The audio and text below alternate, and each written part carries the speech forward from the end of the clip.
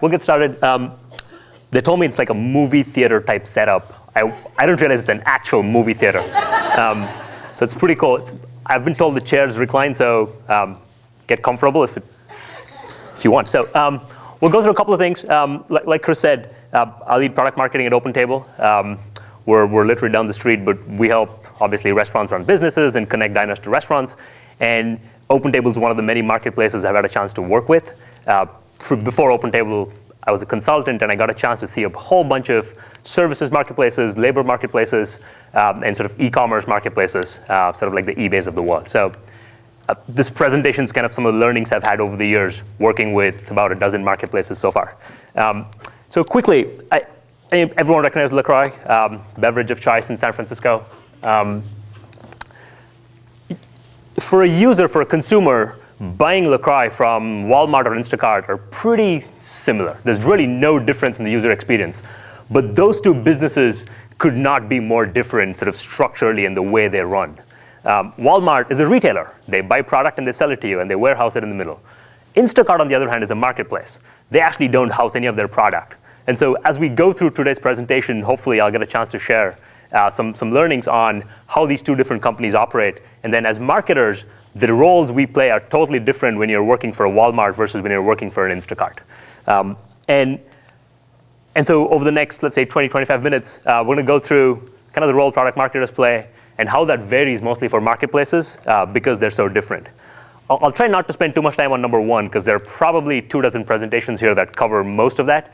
So I'll get through that section pretty quickly. But I do want to spend some time talking about how marketplaces are different. They're a fascinating business model if you haven't spent time in it. And then talk some more about the role product marketers can play in helping marketplaces kind of get started, grow, and then eventually scale. I'm not classically trained in marketing, like most of you probably are. I kind of stumbled into this role. So I had to look up what product marketers do as I was working on this deck. And there are a whole bunch of really interesting content, all of which kind of talks about the same few things. So, you'll go through, this is an article I found on, I believe this is Tradecraft, really good summary of what product marketers do. I don't think anyone here will disagree with what's on screen. Help with the product roadmap, try to drive alignment both internally and externally with good messaging and content, and finally sort of bring all that to market and then continue reinforcing those messages as we go along. So nothing groundbreaking or radically new here for you guys. This is something from HubSpot. Clearly, they prefer the storytelling approach to this. Again, I think that statement makes a ton of sense. Great product marketing is a great product story. Nothing new there. This was Drift. They kind of talk about what you do before launch and after launch. Again, very, very, very straightforward stuff. So if I were to sum up kind of the gist of what I found online when I looked up what product marketers do, it really falls into three core buckets. One, get to know your customers, right? Who's using it? Why do they choose to use your product? What else are they using today? What are their motivations? Why do they make the decisions they make? And that's kind of key to everything else that happens downstream for product marketers, right? That helps you build out your personas. Hopefully that influences the way you position it and message it to that audience. And that eventually drives the content you create, the collateral you build, and how you bring products to market.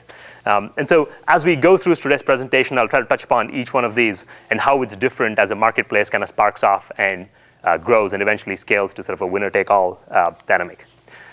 And so while all that is true, marketplaces tend to be a little different. And that's different for a few sort of simple reasons. One, sort of marketplaces by definition is where you introduce one audience to another. And so you almost always have more than one type of sort of quote-unquote customer, right? In Instacart's case, it was grocery stores is one audience they market to, and then consumers is the other, right? OpenTable, we've got restaurants on one side and consumers on the other.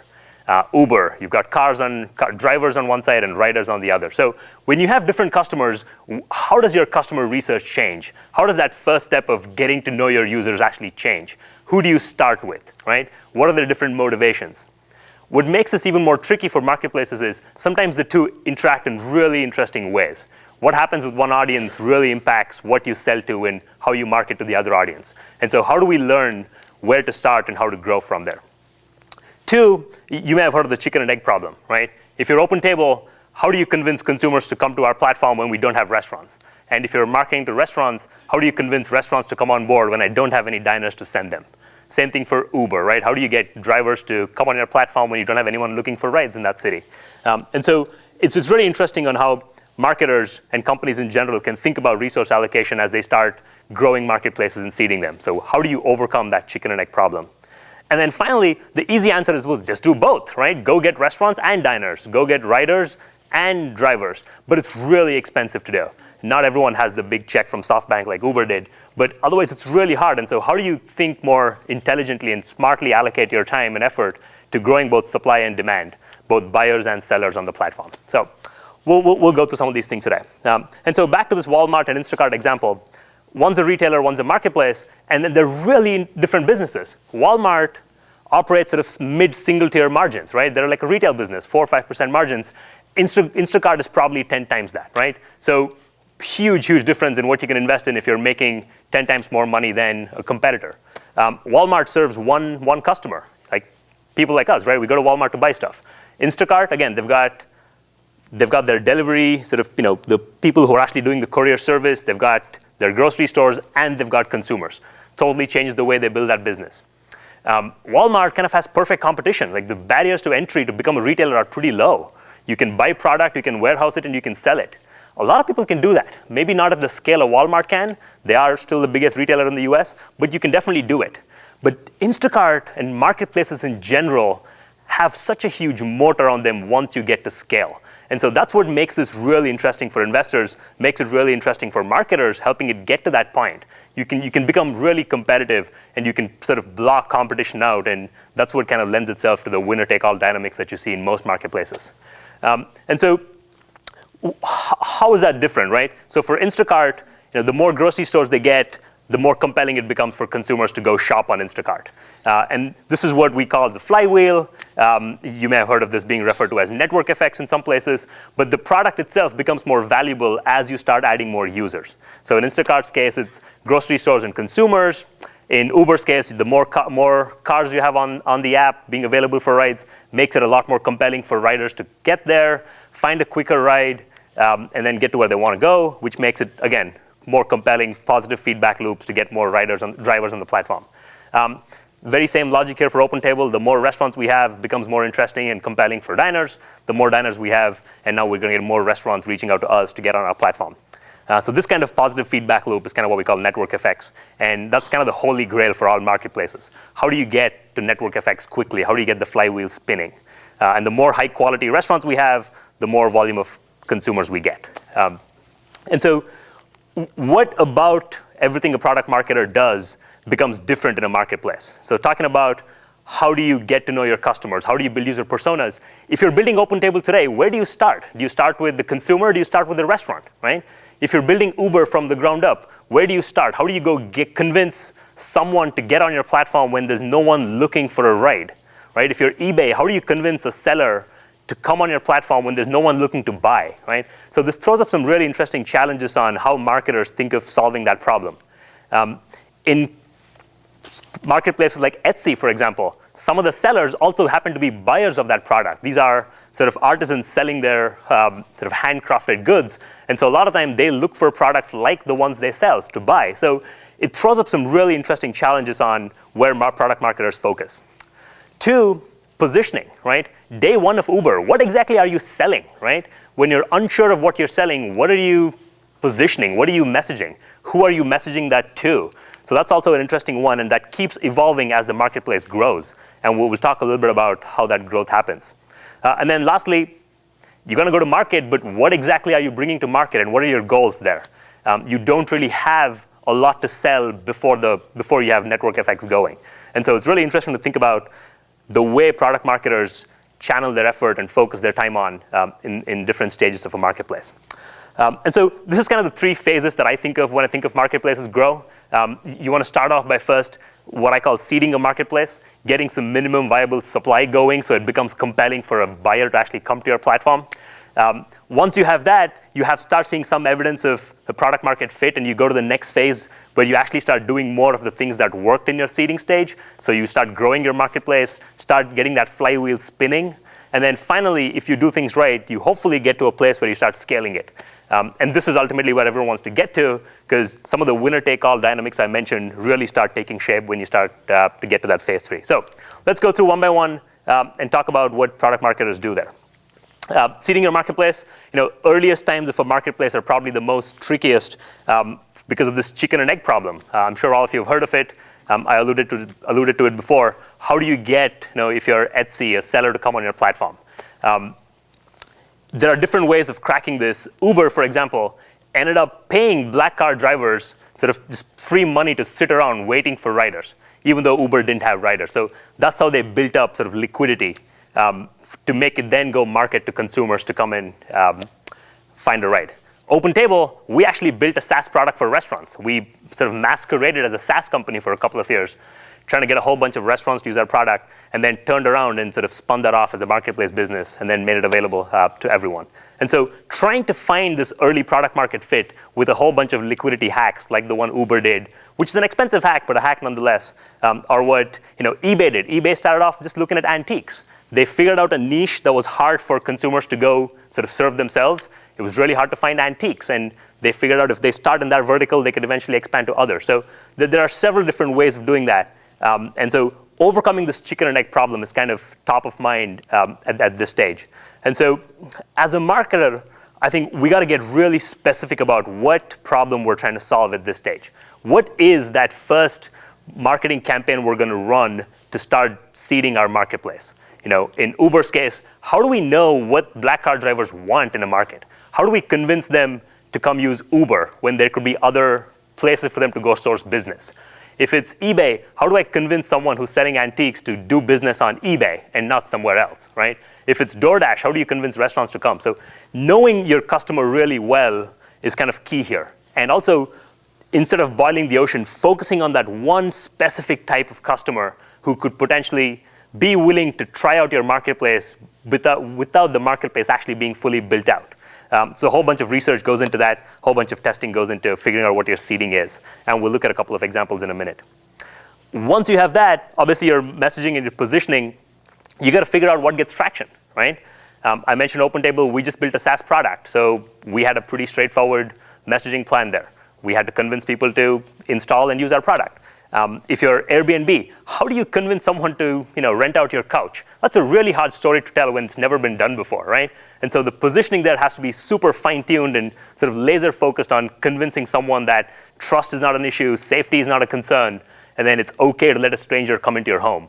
And so, again, as a marketer, we got to figure out what that one super specific thing is. It's more like spearfishing as opposed to sort of casting a wide net, right? You got to figure out what that one specific thing is and double down on that.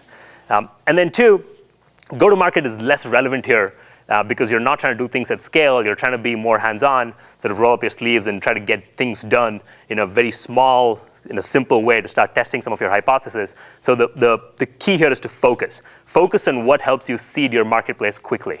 How quickly can you get to minimum viable supply? How quickly can I get enough number of restaurants that makes it compelling for a consumer, right?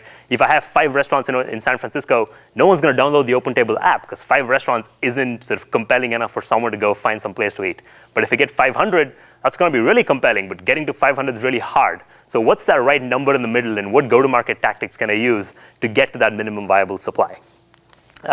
This is what Airbnb did. Really, really exciting hack. What they did was Airbnb realized they had a really cool platform. It was pretty curated. They had a lot of trust, and there was a sense of identity on Airbnb. But the one thing they didn't have is a whole millions of eyeballs looking at Airbnb. So they went over to Craigslist and essentially emailed everyone on Craigslist. I don't know if you can read that. It's pretty pixelated because of the massive screen we have here. But that was an email they sent out to anyone who was renting out a room on Craigslist saying, hey, we've got another way to rent out your room, right? 0 cost to the homeowner or whoever was renting it out, but they got a second channel to source people who are willing to stay on a couch. Really, really interesting sort of liquidity hack by Airbnb in the early days. There's a good case study on growthhackers.com on how Airbnb did this. You could argue the first product Airbnb built was a Craigslist cross-listing service. Customers who are already doing something on one platform will be a lot easier to convince to come over to another platform, especially if you're a seller. And so Airbnb figured out a way to just attract this unique accommodation scene. Shared rooms, shared couches, tree houses, all these alternate accommodations that are so popular today. 11 years ago when Airbnb did this, it wasn't that common. So this was kind of this small niche, and it was easy for Airbnb to just focus on this sort of alternative accommodation and get it. But just getting the Craigslist listings on Airbnb wouldn't solve the problem, though. So Airbnb took this a step further, right? They then went and posted whoever was on Airbnb back on Craigslist. Because again, Craigslist, even back then, had tens of millions of monthly active users. So Airbnb wanted those eyeballs. So again, really interesting growth hack here just to seed their marketplace. And what happened at the end of this was Airbnb got a whole bunch of people interested in sharing their homes listed. And the ones who did get listed, Airbnb started, quote unquote, stealing traffic from Craigslist in a nice way. And so that kind of what helped them get early liquidity. And then the one thing to keep in mind in any marketplace is, like, Andrew Chen at Uber calls this supply is king, right? And by supply, we really mean sellers, anyone who's going there to sell something. And so in Airbnb's case, Craigslist was their biggest source of sellers. In OpenTable's case, it was restaurants, and like I said, our SaaS product helped us get there. And so there are a whole bunch of liquidity hacks you can do this way to start seeding your marketplace. Odesk, I don't know if anybody's heard of Odesk, but they're a marketplace for freelance work. You can go hire someone to do a quick project for you. They actually just masqueraded as a staffing agency for a few years, in fact, to build their liquidity. This is interesting because in a services marketplace, you can actually sell something to a customer. You can almost pretend to sell something to a user and then go find a way to fulfill that service.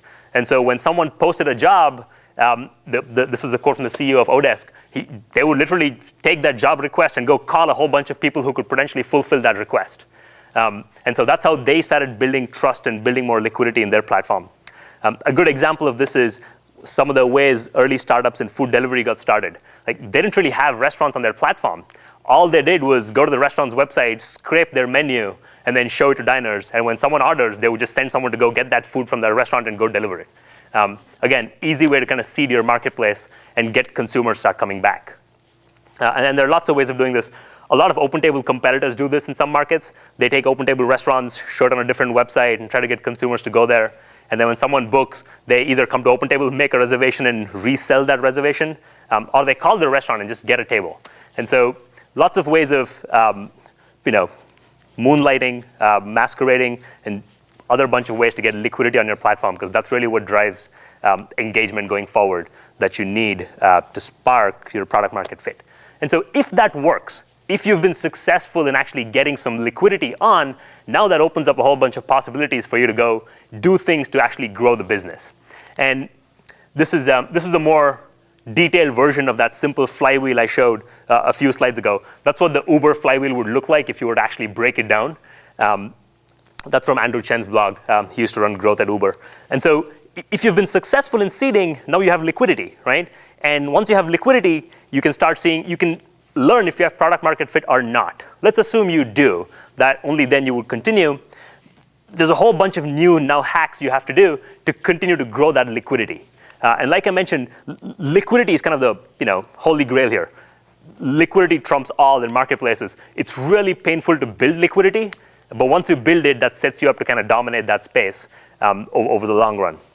And so we'll go through some examples of how you build flywheels and how do you do things that don't scale. The other question you need to ask when you're thinking of marketplaces is, does density matter? If you think of like Tinder, for example, Tinder can have 1 million users in the US, but it doesn't matter unless you have enough number of users within a certain geographic area, right? It doesn't matter if I swipe right on someone who's in New York right now. It's not really helpful. Same thing with OpenTable. It doesn't matter that we have 53,000 restaurants. I need enough in a certain geographic area for it to be a viable product for a consumer. But if you're eBay, density doesn't matter, right? I keep everything in my garage, and whoever from across the world orders it, I put it on a USPS box and ship it to them, right? And so you got to ask yourself, does density matter? And so density and liquidity kind of go hand in hand once you get to this stage of the marketplace. And so, all right, Chris is telling me I'm running out of time, so I got to speed up a little bit. And the way you build density, if it's needed, is by sort of having a lot more focus and doing things that don't really scale. This is a quote from our former CEO. And the way OpenTable got liquidity was when we were selling software to restaurants, restaurants didn't have internet. They didn't have electricity at the host stand to put our product and plug it in. So we actually hired a general contractor to go run electric cables and the old Ethernet cables to get internet going. And so we took on a whole bunch of costs at negative economics just to get scale. Same thing with Facebook, right? Facebook could have turned on and just made their product available to all schools. But they choose to focus on universities first and even then grow it gradually because they were focused on making sure they have real product market fit. So they had 4 or 5 key metrics they were looking at in early days. And even though they were not scaling at that pace, they were really focused on the metrics that did matter to their business. Another way to think about growth at this stage is, do you go after new users or do you focus on the users already on your platform? This is from Etsy's S1 when they filed to go public. You'll notice on the last one, that's their 4th year of business, and close to 80% of their business, the dark orange bar, is from existing users, right? So your loyal users who come to your platform tend to really love the product and they use more of it. And so as marketers, how do we reinforce repeat usage? How do you make sure things like pricing don't get in the way of users coming back? How do you make sure things like churn don't affect your sellers from working with repeat users? And so what would product marketers focus on? Know what works when you seed and double down on that when you get to growth phase. Not every transaction is the same. You got to know which transactions matter more to you. For OpenTable, right now, transactions are anyone who's new to our business, who downloads our app, is a really valuable transaction. So once I know that, how do I invest more as a marketer to get more of those transactions? And so again, knowing what works, doubling down is really important. If you're really successful, you're going to attract competition at this stage. So having very crisp messaging, communicating to your users why you're different, why you're better, and why you add more value to your customers is really key at this point. This didn't matter much when you seed, but now it really matters. And then finally, this is where things like pricing start coming into focus, and you just don't want that to be a blocker, right? Your pricing objective should be to price to grow at this point, and product marketers have kind of a role to play in that as well. And then finally, last page, scaling. I'll speed up here a little bit. But this is kind of the more straightforward part. This is what most of us work on today, right? We've already reached scale. This is a little bit more of a SaaS playbook at this point. But there are a couple of things that are different for a marketplace. One of them is leakage in a platform, right? If you make a reservation on OpenTable, how do I get you to come back to OpenTable to go to that same restaurant as opposed to just calling the restaurant directly? If you're trying to find home cleaning services, what usually happens is you find one on Yelp or some other platform, and then next time you just text that person directly. So how do you prevent such leakage, which is really dangerous for a marketplace? And so we do that by, one, supporting power users, right? So we've got, OpenTable has our Diner's Choice Award, Airbnb has Superhost, power sellers, everyone has some variation of ways of dealing with their anchor tenants. These are the people who actually help keep your marketplace going because they're really popular with the other customer you have. And then two, you do things like curation, you provide insurance, you provide more security and trust so that you stop people from circumventing your marketplace and going directly to the seller. And so this is eBay's example of how they provide insurance. Airbnb does something like that, and there are other ways of doing it. And so if you do it well, this is what a marketplace could look like at scale. This is an example from Yelp. I found this in their last earnings call. I thought the 3 things they've called out actually relate pretty well to seeding, growing, and scaling. Again, apologies for the pixelated image there. But hopefully you can see how their product, the way they engage with their users, and who they sell to changes as they go along. What started off as a very simple listing service for a directory slowly became sort of an ads business, which then became sort of a ads plus product plus marketplace. On the go-to-market side, they didn't have to go to market. It was just a free product for anyone to just get a listing.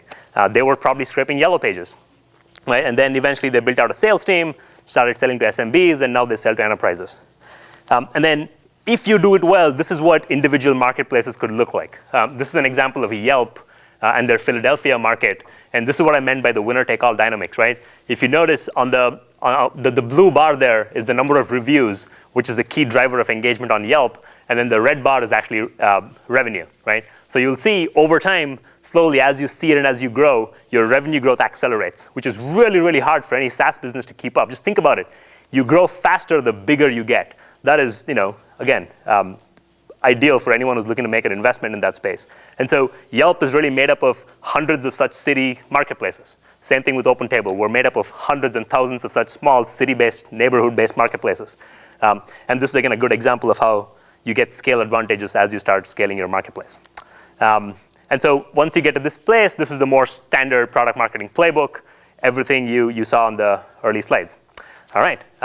With that, I will wrap it up before Chris starts throwing stuff in. All right. Everybody, let's give Ashwin a big round of applause. Huh? Now, I know we're doing the transition, but if anybody want to ask some questions, I'll turn it over to the audience real quick. It's hard to see hands from up here, definitely. Now, looking good? All right. Well, thank you so much, Ashwin. Do appreciate it. Thank you. We are hiring.